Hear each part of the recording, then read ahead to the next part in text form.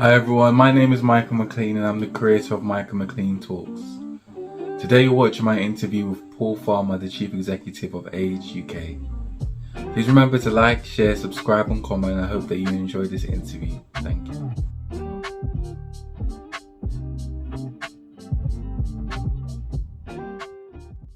Absolute honour to have you on the platform. You are the Chief Executive of Age UK, one of the UK's leading charities.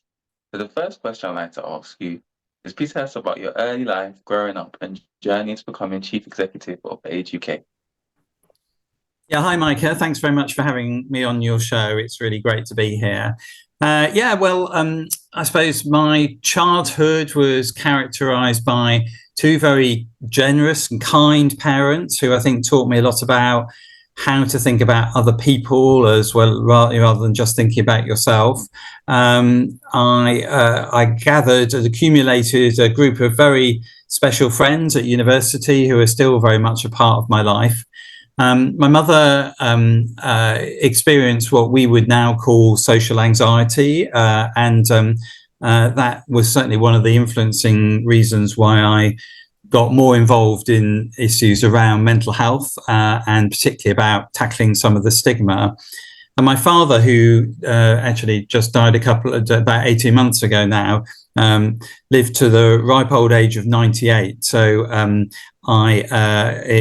terms of thinking about this particular job at Age UK, he was always a big influence on me, but certainly his experiences as an older person in our society had a big impact on me.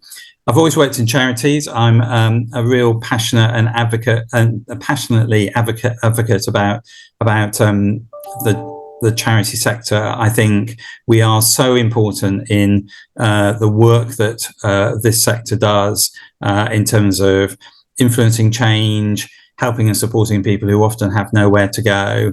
And I've been lucky enough to work for some amazing charities, including the Samaritans, Rethink Mental Illness, Mind, and now at Age UK. And I think for me, that kind of ethos of what we do in the voluntary sector is a really important part of who I am. And I suppose some of that comes from where you come from, doesn't it? And just following on from your answer, just quickly, what do you enjoy most about working in the charity sector?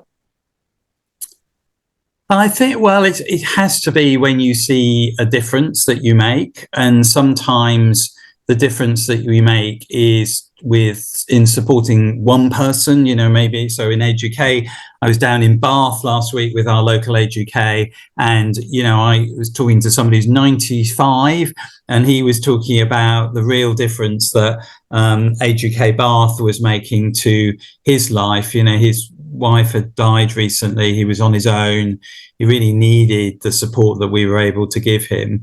So that difference that we make at a kind of very human, individual level is really key. But the other difference is when you're able to make difference. When something that happens as a result of the work that you do changes, the benefit, the experiences of millions of people. And I suppose in mental health, we managed to make a number of policy changes and also to some extent societal changes in terms of helping more people to be more open about their mental health. And so that's the power of the charity, is the ability to be able to help the individual, sometimes just one person, one step at a time, but also the influence that we can have working with lots of other people on wider society. Thank you so much. And Age UK helps about more than 7 million people a year, providing advice and on things such as combating loneliness and enabling independence. Please tell us about the scope and impact of Age UK.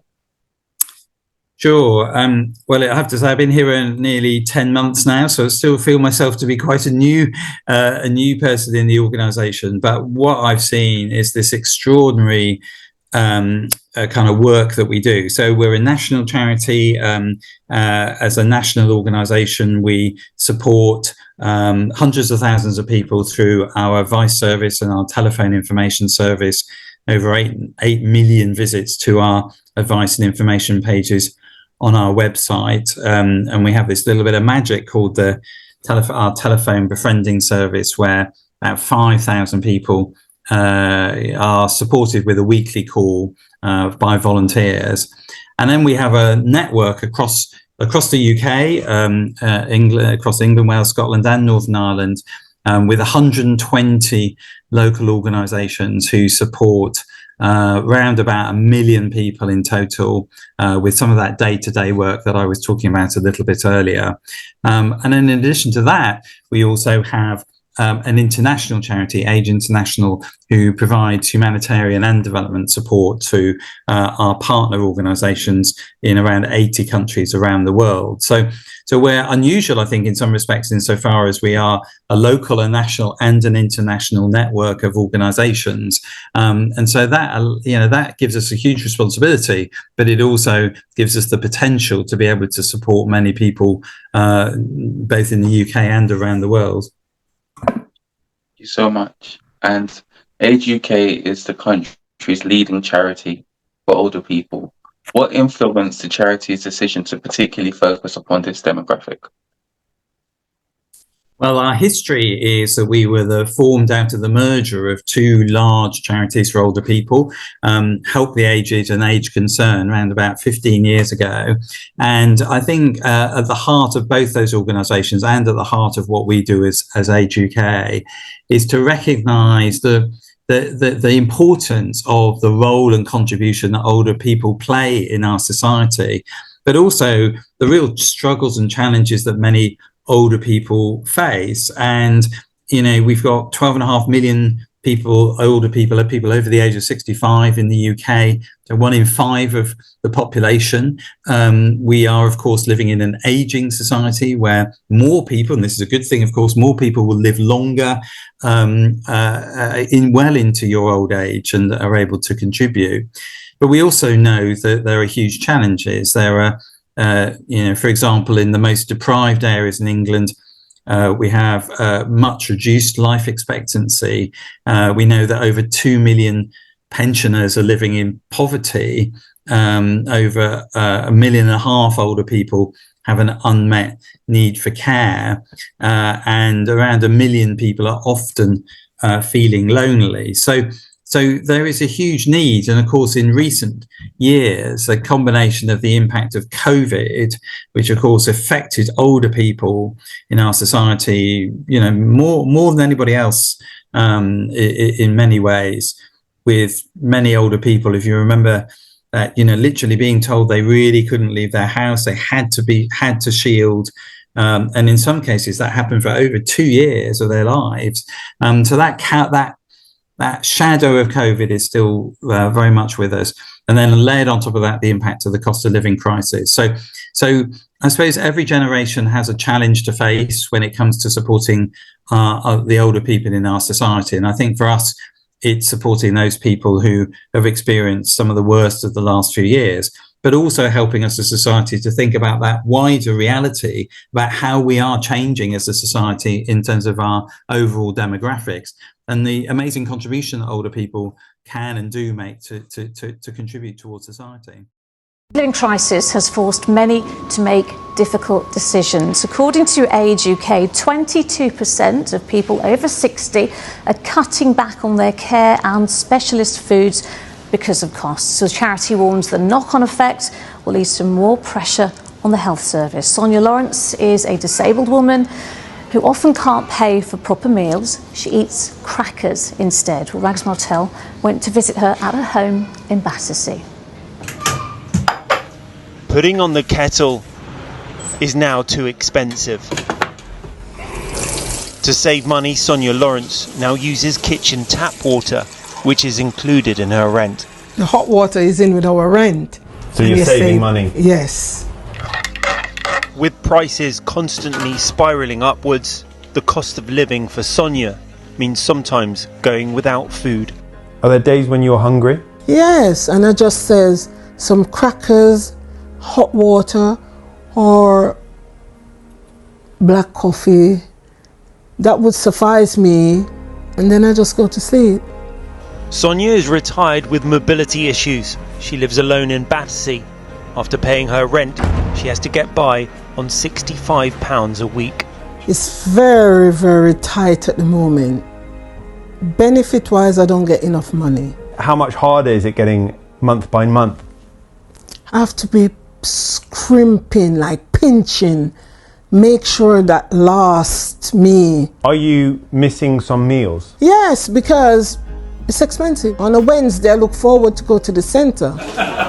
The centre is Age UK Wandsworth, a charity offering help and support to the elderly. People just don't know what to do. They're coming to us to ask for help with benefits, to see if we can help them get any more money to help them pay for their weekly bills, to pay for food. People used to say it was a choice of either food or heating.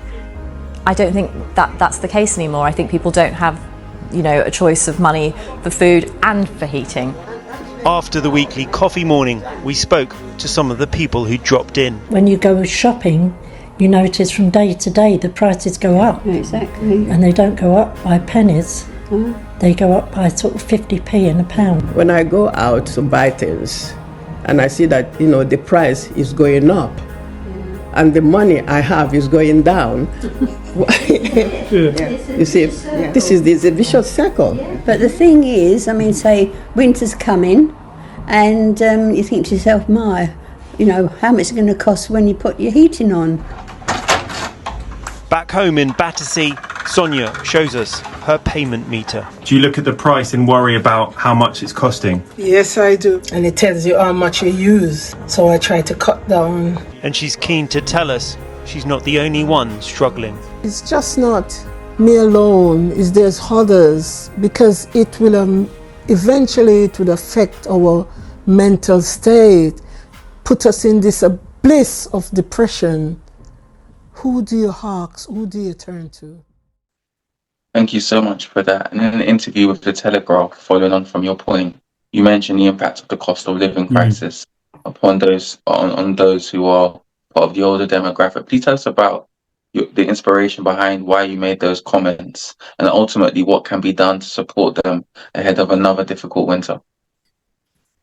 Yeah, I thought, as I arrived in the job, just coming into winter last year, I was really shocked by the challenges that many older people were facing. Their bills were skyrocketing, inflation was having a huge impact on the cost of food and basics. And we were hearing from so many people telling us that they were eating less or unable to go out. They were having to make impossible choices about that. So we did two things. One was campaigning to ensure that older people receive better support, and our brilliant campaigners led to the introduction of extra energy bill support scheme for older people and cost of living payments. And we as a charity, as Age UK, distributed £5 million to our local partners to support them to be able to help more older people who were struggling with the cost of living. And I met somebody in one of our local Age UKs who told me that she previously hadn't been able to afford the bus fare to come to her local to meet her friends in our local Age UK group, because she just didn't have the money. She had to spend her money on her fuel and her food. But we were able, thanks to that grant program, to be able to make sure that she was able to come to those groups and have, some be able to see her friends, be able to get a hot meal, to be able to get out of the house, actually, as much as anything else. So that's what we did last year. And this year, we know that it's going to be really tough for many older people. So we continue. That £5 million was an investment over an 18-month period. So supporting our local partners to do that. We need to make sure that a lot of the support is quite targeted, I think, for people this year, because obviously things have changed with the energy bills, and there are different pressures, I think, that older people will be facing. But we've got to be really vigilant to support people who are very vulnerable. And I think this year the added pressure is the pressure on the NHS. So huge, not new, it's in the news at the moment almost every day, isn't it? The increasing rise in people who are on waiting lists for new operations. Well, when you look at those waiting lists, a large number of those people are older people. And if you're having to face winter with a hip that's not working or a knee that's not working, that's really tough. So, I think we're particularly thinking about how can we help and support those people this winter. Thank you so much for telling us about that. And that was very difficult to hear, but it's incredible to hear what the charity is doing. And aside from that, what interventions do you think the government could potentially put in place to help those from this demographic during this period? Yeah, there are some specifics that I think the government can do in terms of thinking about short-term immediate support through, there's a thing called the Household Support Fund, which allows local government to make discretionary support payments to people who are in particular need. We also know that a lot of people don't claim the benefits that they're entitled to because the process is so difficult. The forms are so complicated and long, and they're often online. And for lots of people who don't have internet access or internet skills, that's a real barrier. So I think making sure that people are getting access to the help and support that they're really entitled to is really important. And then in the long term, we know that we need a different way of thinking about energy in the context of people in the greatest need. We saw those stories in the last year about people having to be forced to have prepayment meters. Well, there's a better way of doing that, which is to have a social tariff, which means that people are able to get access to energy efficiency grants. They pay less because they're in the lowest bands of wealth, and so those kinds of things. Those are things that will take a bit longer, but those are the kinds of issues that we need the government or a future government to think about. Thank you so much. And another question I'd like to ask you is, before you were the chief executive of Age UK, you were the chief executive of Mind for 16 years. Now, I can guarantee there'll be a lot of young people watching this, and they might want to aspire to be like you when they grow up. What advice would you give them?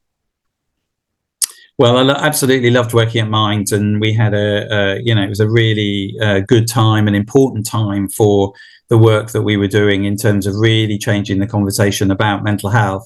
And actually, what really was encouraging about that was the way that young people really engaged with that conversation. And the campaign we ran, called Time to Change, was really fueled by the energy of young people around mental health. It was absolutely inspiring to see. And actually, it's also really great to see young people engaging with older people and thinking about that kind of intergenerational benefits that we can all get from each other. So I suppose my advice to any young person who's thinking about coming to work in the charity sector is come in. There's opportunities, and if you're passionate about a particular issue or a particular cause, the charity sector is the place to be. It's the place to come.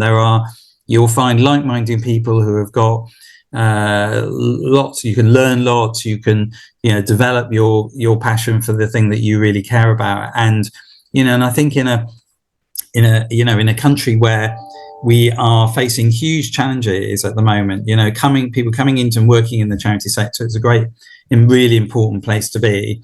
And I think particularly supporting the work that many charities are doing to increase the diversity of our people who work in the sector, and also tackling some of the big causes.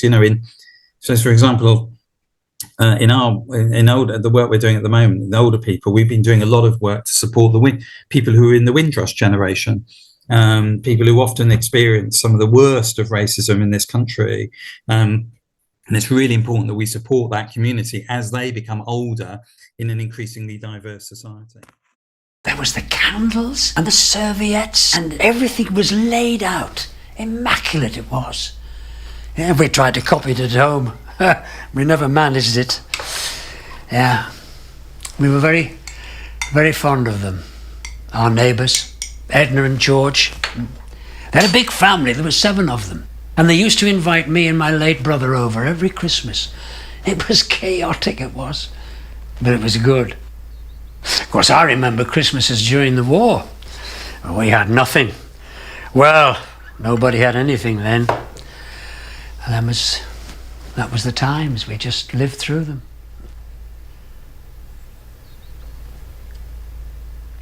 Second Royal Tank Regiment I was.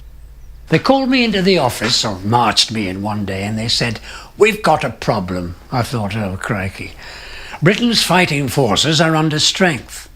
Truthfully, look at me, 5'6". I thought they're really scraping the bottom of the barrel. So he said, "We're transferring you to another unit."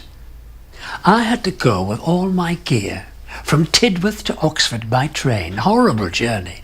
And I was only there 2 days. They called me into the office and said, "You're being transferred to the 2nd Royal Tank Regiment." I said, "Well, where are the stations, sir?" "Tidworth," he said. "Oh, my life! Tidworth!" So I went back to Tidworth. And then, of course, I met my wife, got married in 1960, and spent our Christmases here. I used to say to her, "You're the kind of girl would ride shotgun on a stagecoach." She could do anything. She was my right-hand man.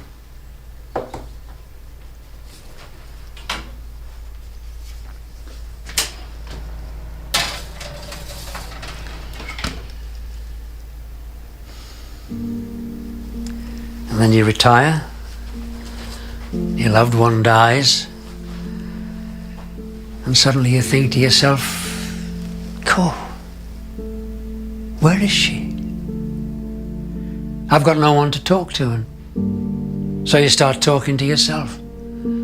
I talk to myself like the clappers. And the good thing with me, of course, is I get on well with myself. Some people don't, you know. They're always arguing with themselves. But I don't. I say, "Now come on, we don't argue. Come on, kid, we can do this." So that's how I do. But it's not easy. Loneliness isn't easy at all.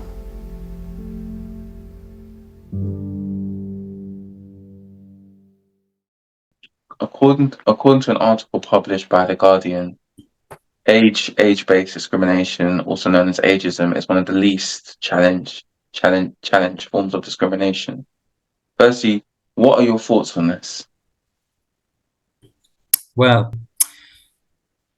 I mean, it's incredibly sad, isn't it? As many people get older, people are faced being treated differently because of their age, and we know the impact that has in terms of the hurt and upset that people experience. And you know, we know that in our society where we have real clear, I think, and strong ideas about discrimination, it's really important that everyone is treated with respect regardless of their age.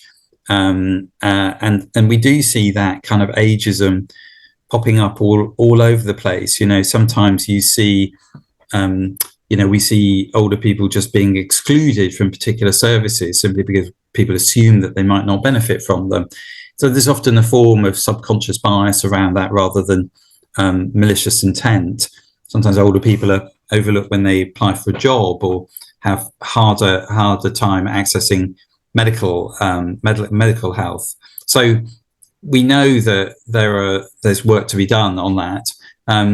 But also there's solutions. I think we learned from the work in mental health that having a really good conversation about it is important, so that we understand each other, we understand where people are coming from.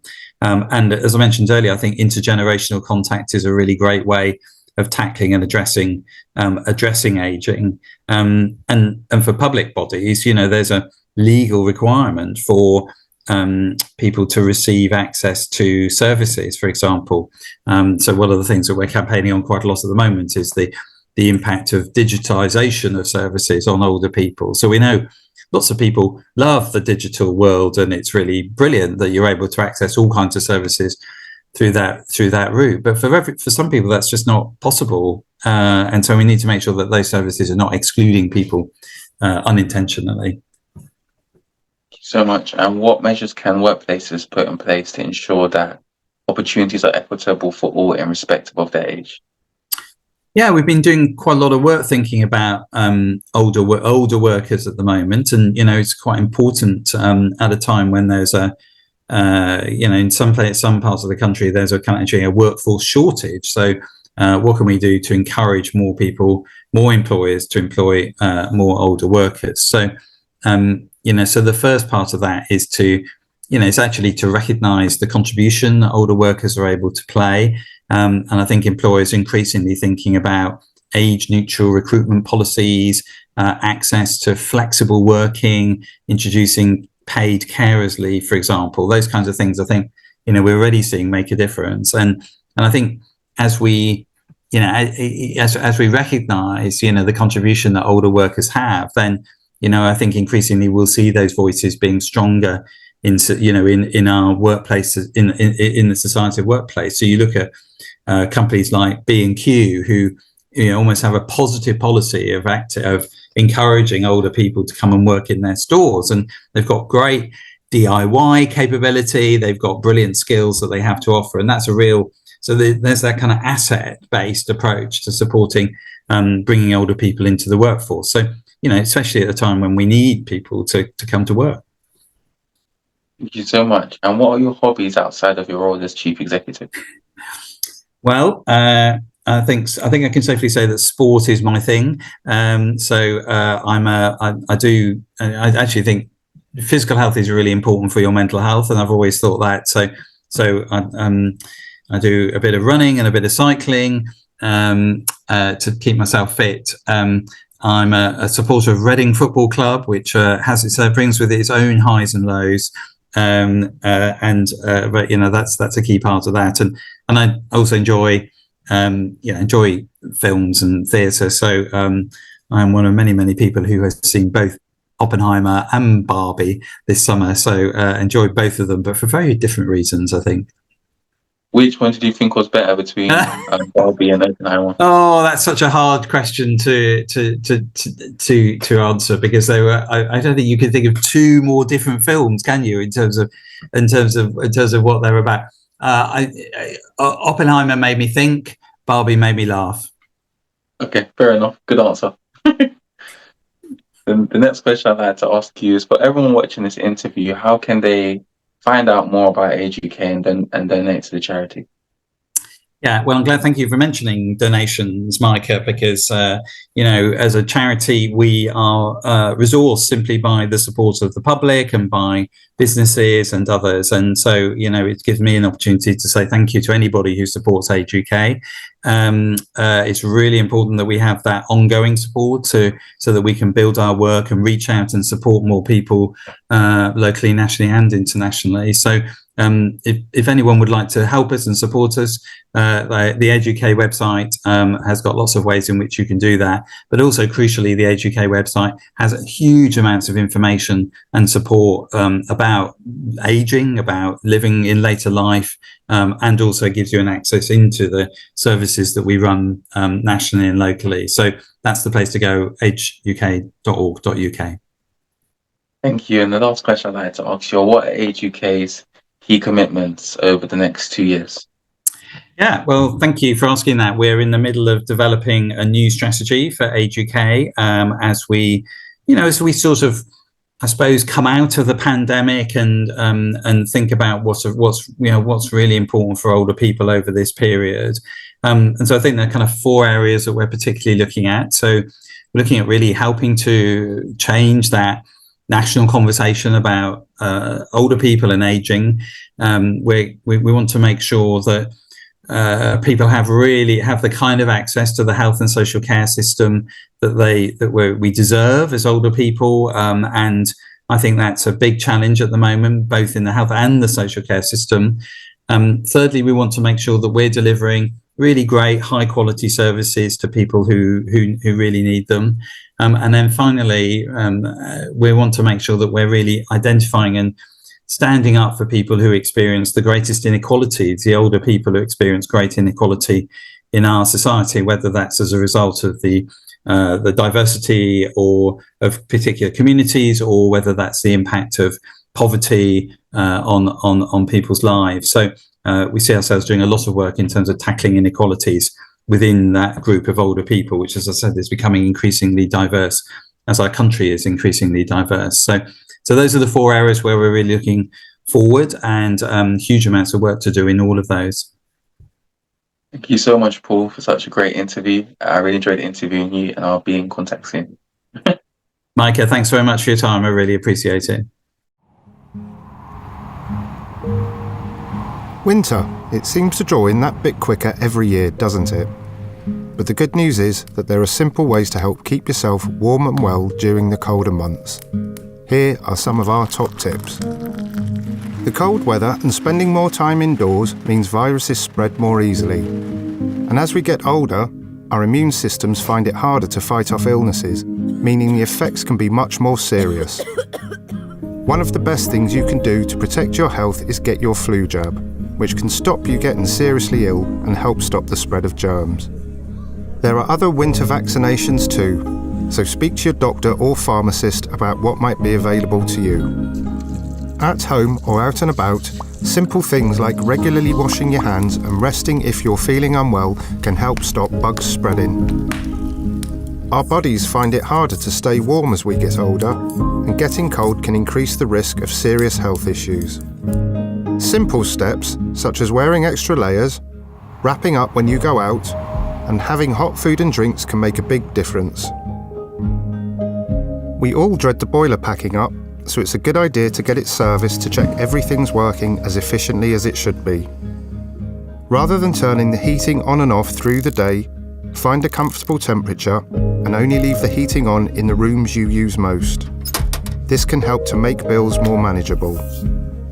You might also be entitled to a winter fuel payment or a grant from your supplier to help with money worries. The long dark evenings and lousy weather can take a toll on how we're feeling. Not being able to go out and see people, having to change your usual routines and feeling isolated and lonely can affect your mood. And while it's easier said than done over winter, finding ways to stay active and connected with others can help you feel better. But if you're still feeling out of sorts, talk to your doctor. Winter can be a tough time, but you're not alone. Age UK is here to help. For more information or support this winter, visit our website or give us a call. Thank you so much for watching this interview. Please remember to like, share, subscribe and comment. I'll be back very soon with another interview on the Micah McLean Talks YouTube channel.